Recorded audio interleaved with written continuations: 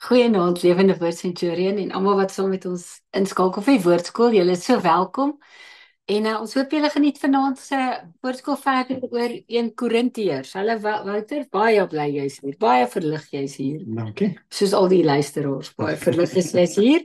So wil jy wegspring en bid Ja, en dan het ek 'n sak vol vra. ja. Ek dink daar's so 'n bietjie van 'n probleem en die probleem is ek het gisteraand die lekkerste knoffelhoender geëet. Ja.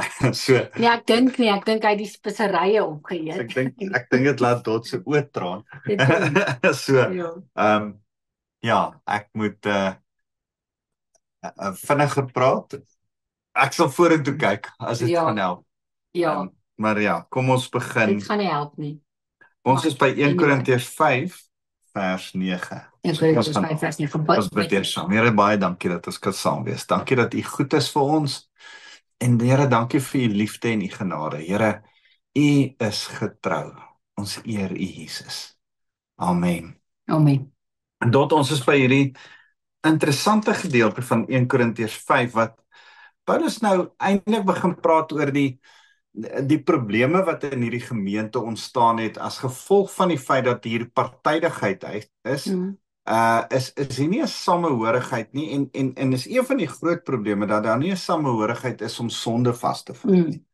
En soos die ou met sonde, blaatante sonde, eintlik 'n gruwelooslike sonde van om in 'n losbandige verhouding saam met sy pa se vrou te leef, sy stiefma basies te leef, 'n saambly verhouding tussen hierdie twee wat in die kerk half sosiaal aanvaar word. Niemand sê iets daaroor nie, niemand doen iets daaraan nie. En Paulus is besig om te sê nee, glad nie. Julle kan dit nie net sulke blaatante sonde maak asof julle dit nie sien nie. En een van die goed is ek kan my indink dat waar daar partydigheid is daar so versigtigheid van ons kant af om die ou wat in ons kant van die partyskap, hy maak nou droog, ons kan hom nie vasvat nie. Aan die ander kant beklei ons nou so baie met mekaar dat ons hom nie nou oor hierdie ding ook nog beklei nie. En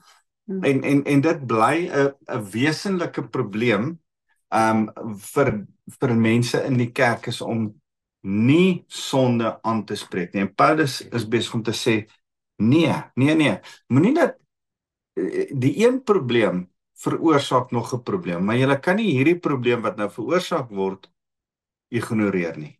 As daar blaatante unrepented sin, onberouvolle sonde aanhou gepleeg word, moet iemand dit een of ander tyd aanspreek. En ek dink dis 'n geweldige relevante probleem in die kerk vandag, is dat daar is sonde van mense. Luister, almal in die kerk het sonde, maar almal van ons probeer teen ons sonde veg.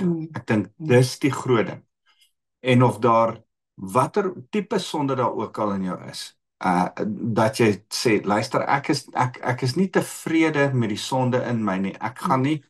Maar wanneer jy in 'n saambly verhouding is, wanneer jy begin sê, luister, ek is maar homoseksueel, of luister, ek doen nou maar hierdie ding, of ek is nou 'n ou wat so 'n bietjie skelm is, ek is 'n skelm besigheidsman en dis nou net hoe dit is, of ek lieg nou maar, of watter ook al verskoning jy het en sê, hierdie is my sonde en my sonde moet julle aanvaar as 'n sonde in die kerk, dan moet ons vir mekaar sê, nee.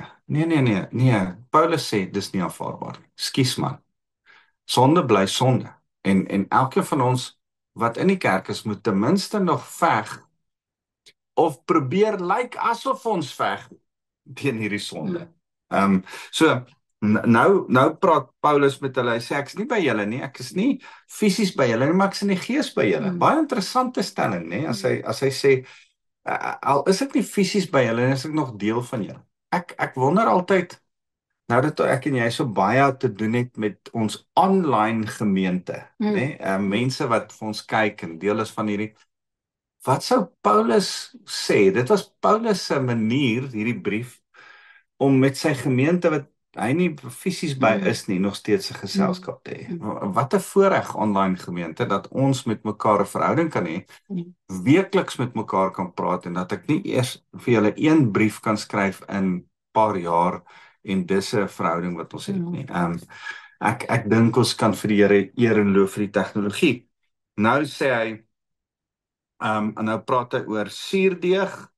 Dot my en jou se gesprek laasweek was oor die suurdeeg en die brood en dat suurdeeg in die Ou Testament simboliek was van sonde wat die hele brood deursuur.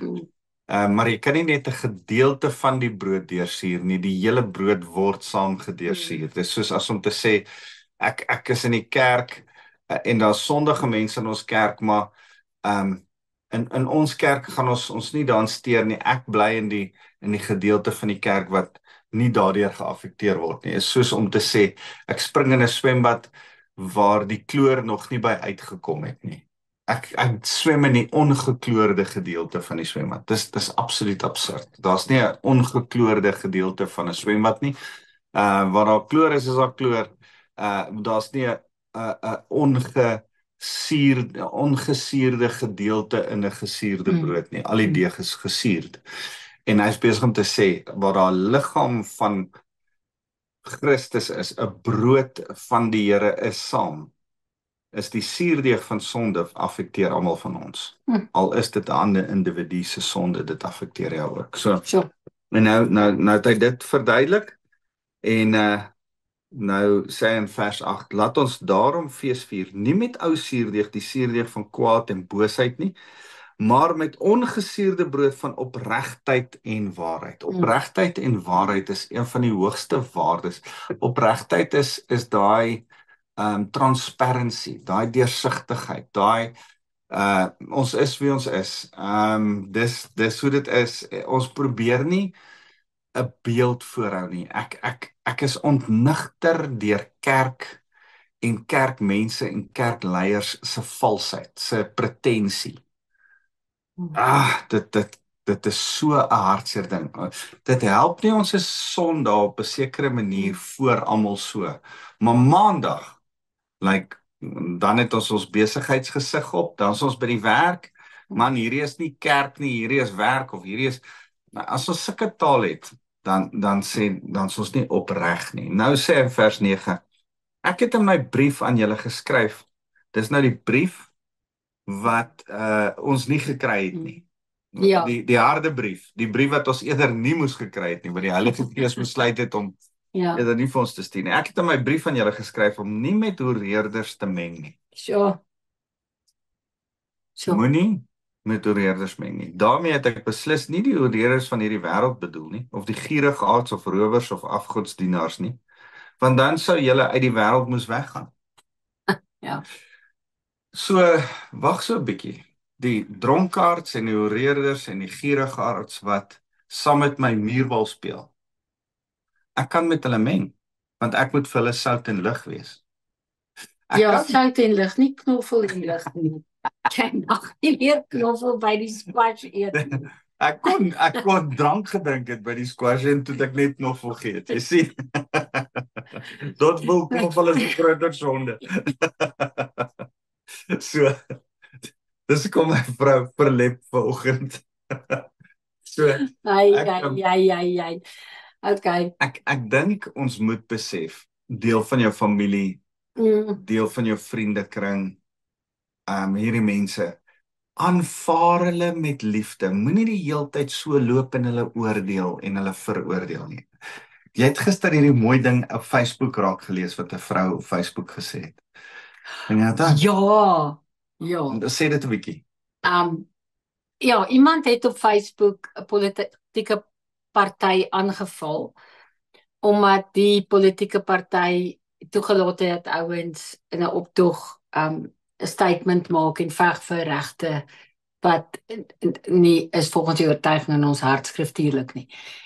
En die persoon skryf toe 'n brief vir jou op Facebook en sy sê toe, don't make an enemy. Moenie 'n vyand maak van jou sendingveld nie.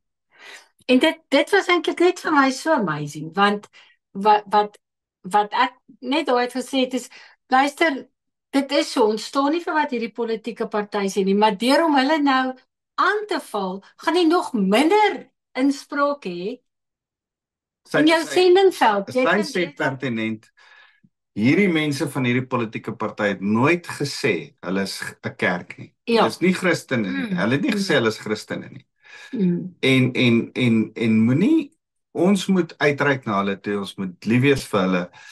Ek wil saam met jou ek wil saam sê dat ek kan nie met hoereerders of homoseksuele of dronkaards of dobbel ouens, ek kan nie die hele tyd vir hulle vinger wys en vir hulle sê hoe sleg en hoe sondig is hulle nie.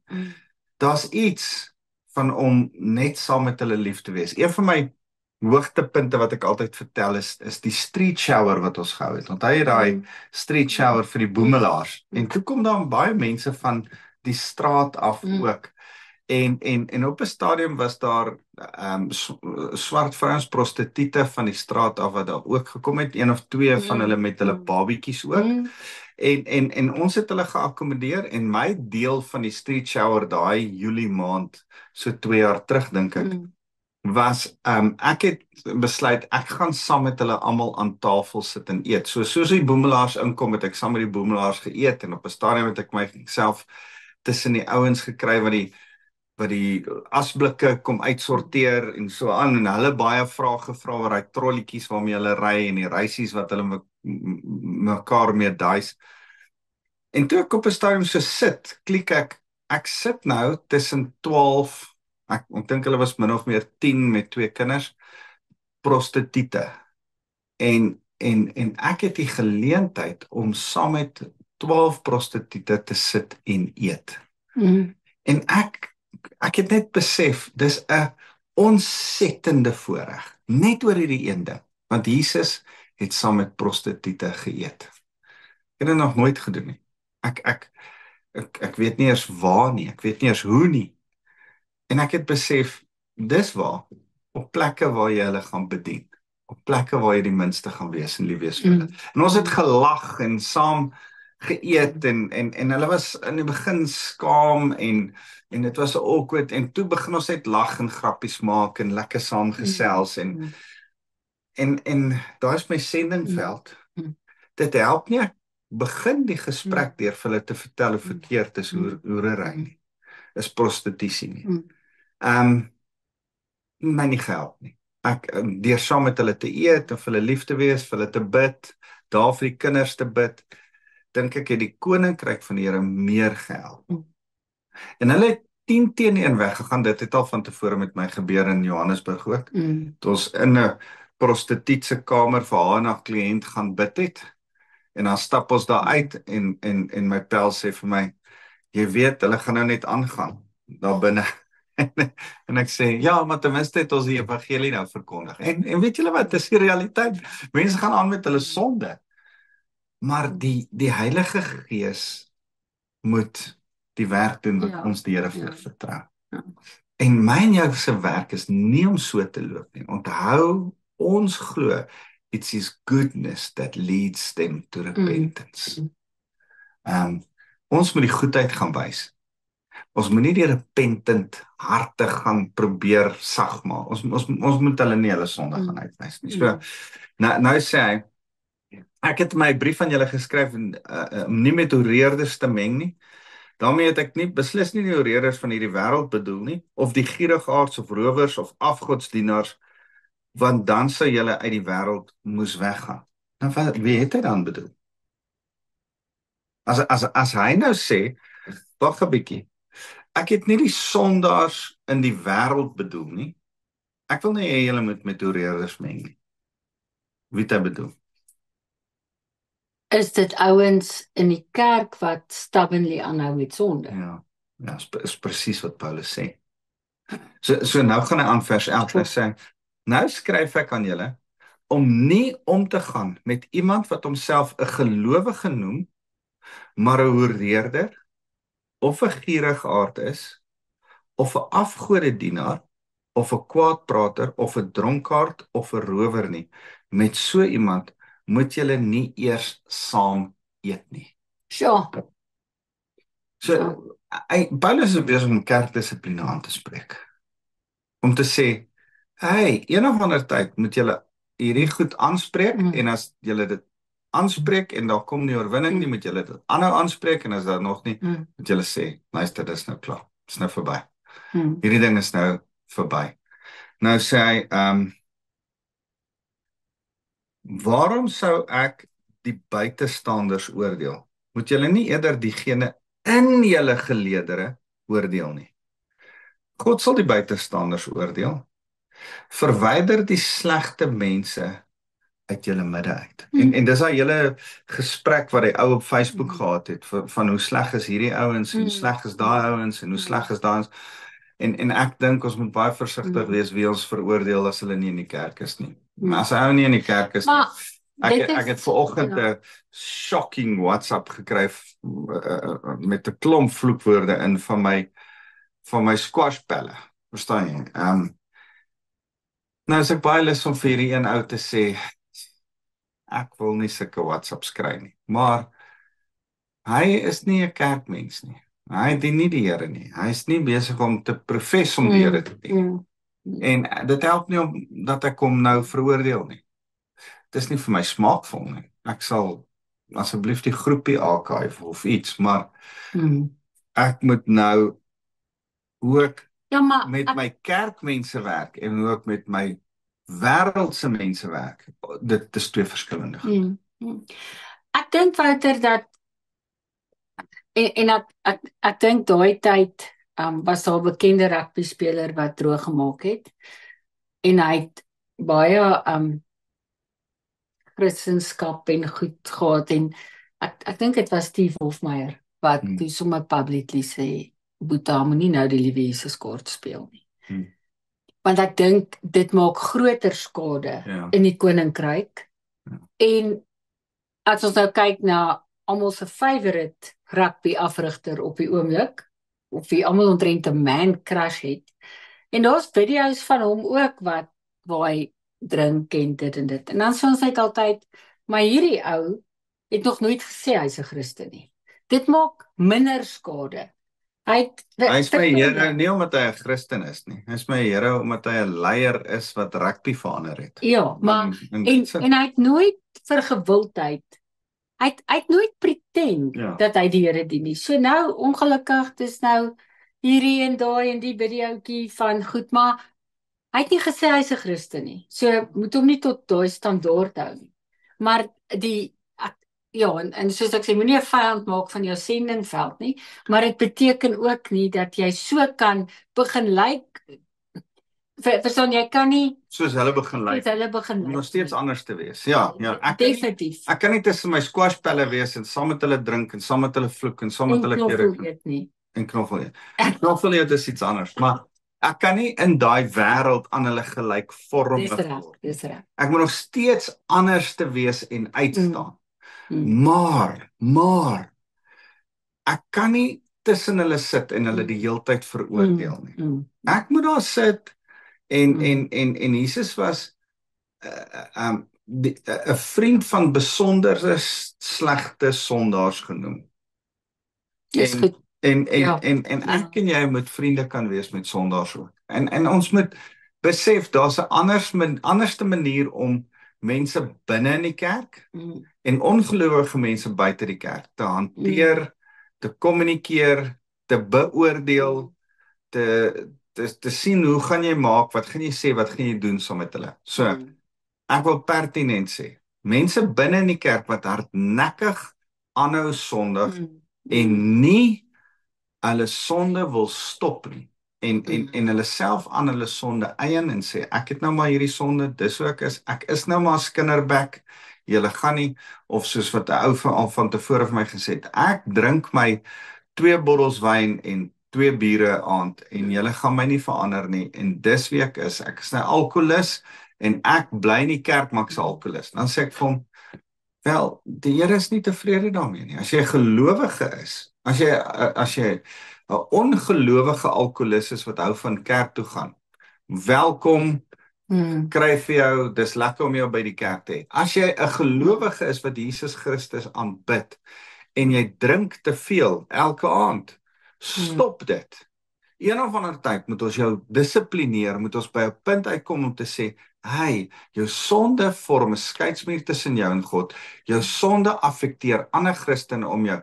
En of dit skinder is, of dit lieg is, of dit steel is, of dit hoereerdery is, of dit pornografie is, of dit watter tipe sonde ook al wil is. Maar as jy aanhou met jou sonde en nie daaroor 'n berouvolle hart het nie. As jy na my toe kom en sê ek sukkel met porn, maar ek het 'n berouvolle hart, dan sê ek vir jou, ek sal saam met jou op pad stap. Jy's welkom in die kerk. Dis sulke mense waarvoor die kerk is. Maar as jy sê, ag man, dis heeltemal alraai, dis sosiaal aanvaarbaar, ek kan dit maar doen, dit gaan niemand pla nie. Dan sê ek vir jou, wag. Ek en jy het 'n dissipline gesprek nou. So dan kan twee mense by my langs voor my staan. Al twee steel eweveel. Die een is 'n kleptomaan en die ander een is 'n kleptomaan en hulle steel. Die een sê, luister, ek's 'n kleptomaan, los my uit. Ek is wedergebore, ek ken vir Jesus, maar ek gaan aanhou om goed te steel. En die ander een sê, ek so jammer, ek so berouvol. Ek wil hierdie ding in my lewe oorwin. Saam met hierdie persoon kan ek werk. Hierdie persoon moet ek dissiplineer en sê, nee, die skrif sê, een of ander tyd moet ons 'n streep trek en sê, as jy so aanhou sondig, gaan dit die ander mense begin affekteer. Jy gaan hulle goed steel. Ek moet jou ook verwyder uit die kerk uit. Kerkdissipline is 'n baie moeilike topik, maar iets wat ons nie vanaf gaan wegskram nie. Iets wat ek nie ophou aanspreek nie. Iets wat ek heiliglik op meer as een plek, met meer as een geval aanspreek en oor praat op verskillende vlakke. Hey, ek sien die sonde, het jy berou, het jy nie? Daar's een vrou wat nou die dag so oopgebreek het in haar berou, jy was ook by, en het gesê, ek is jammer, en ons kon herstel, en die Here kon weer, maar daar's 'n ander situasie waar ou sê, ek het sonde, dis wie ek is, en dis ek nou mag, en julle moet nou maar net weet, dis so, en dan sê ek, weet jy wat, I'm out. Ek is uit 'n sonde situasie waar almal vrede maak met sonde. Ek kan nie vrede maak met sonde nie. So, mag ons vir die Here bid vir heiligmaking. Mag ek en jy bid vir 'n berouvolle hart, sodat ons nie hardkoppig sal wees in ons sonde. Here, dankie dat ek en Dot net so kan saamstem. Here, maak ons harte sag om die heeltyd berouvol te wees oor sonde, en dat ons voor U opreg kan leef en kerk gelowiges voor U kan wees. Dankie Jesus. Amen. Amen. Lief vir julle.